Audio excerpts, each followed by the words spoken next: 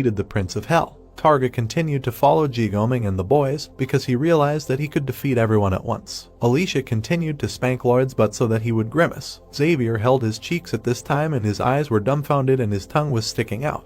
A purple veil covered the dragon's eyes, and they could not believe that he had closed his eyes with mana if he was so disgusted to look at his face. Alicia held magic circles near his ear at this time, and Xavier screamed bloodthirstily so that Lloyd would emit screams of hell. The knight held back the malicious grin of the protagonist, who was now simply being mocked. This dragon just flew blindly, with its eyes and ears sealed with magic so as not to see what was happening. They immediately threw off Lloyd's body and realized that he was no longer useful. The brown-haired man bared his teeth bloodthirstily and clenched his fist, because he realized that he was wrong, because his plan to use the Dragon King had completely failed, which meant that they had no other choice but to defeat him now. He also became curious if the dragon had a weakness and if there could be one at all. He frowned and his eyes bulged in surprise. He remembered how Alicia looked at him with a smile and told him to take his bone, but replace it with something else. He frowned and his eyes bulged in realization, because he realized that she really did have a weakness. Jigoming continued to fly above the thick clouds. Targa flew after them. He kept flying with his eyes and ears closed,